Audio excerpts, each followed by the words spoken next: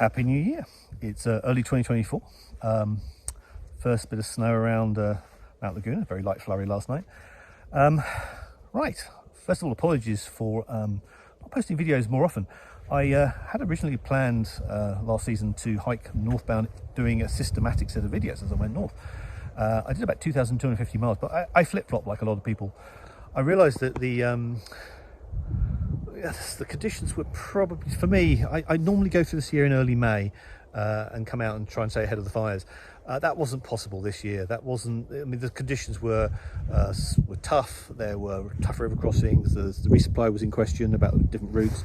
So I was very glad that I chose not to do the Sierra this year. I've done it multiple times. I live in the area, so I'm very lucky in the fact that I can do it any time.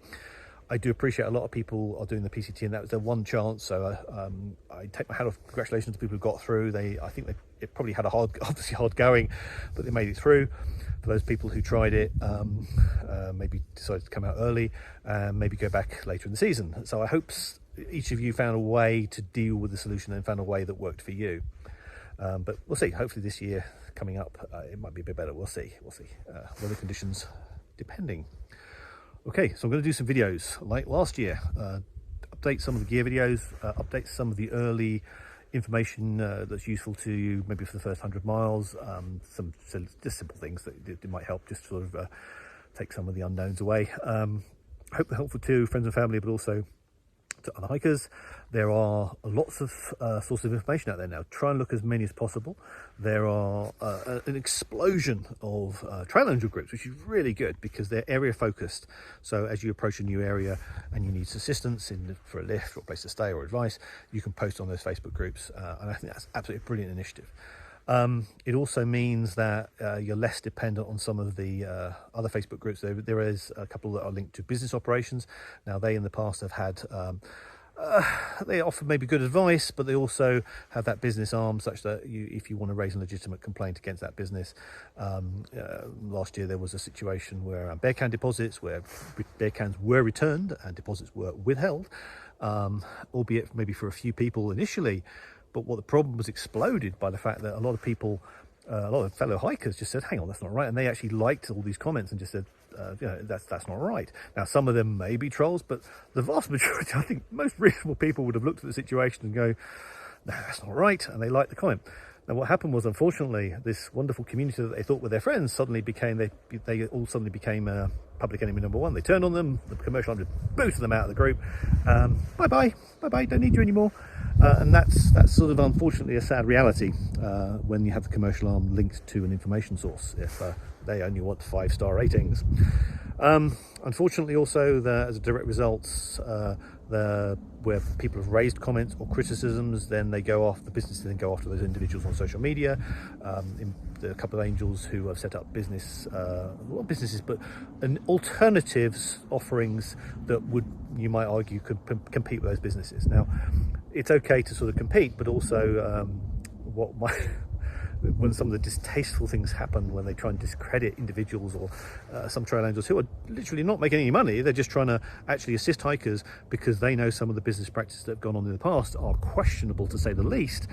Then I think that, again, when those businesses use underhand tactics to try and stop hikers from talking to these angels or using those angels who might be offering alternatives to bear cans and things like that, then I think that's unfair.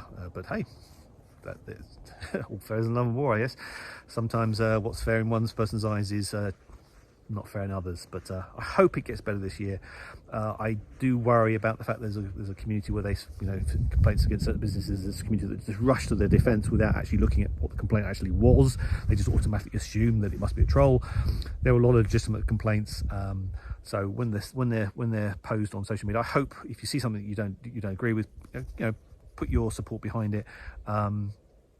And hopefully we can change some of the more aggressive business tactics, and hopefully they'll go away.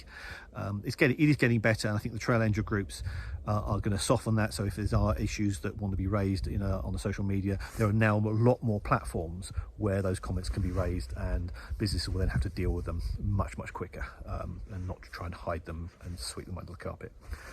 Right. I think the next few weeks everyone's going to be sort of gearing up for gear, look at gear. But if you haven't got permits, if you've been unlucky in the lottery, again, I'm surprised last year how many cancellations were possible last year. So you pick up a cancellation. So I had a lot of contacts who were able, obviously you had to sit on the computer and be online at certain times, but cancellations were possible. And the backup is to hike. You can hike on as few as 3 individual permits. I did a couple of videos on it last year. I'm going to update those. If you're really determined to do the PCT, you can do it without a full PCTA permit. It does make it easier if you've got everything on one piece of paper, but it is possible to do it. Certainly easy northbound, a bit more tricky southbound, but yeah, if you're determined to do the PCT, it's perfectly feasible, and I've done it on the full PCTA permit and on individual permits.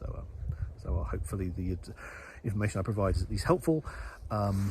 If you have any questions or comments, please feel free to leave them in the comment section. And if it's all about defending the business that performed badly last year, please just accept the fact that they performed badly and hope that they do better this year. Okay, let's just try and do that. But don't sweep under the carpet. Don't sweep complaints under the carpet.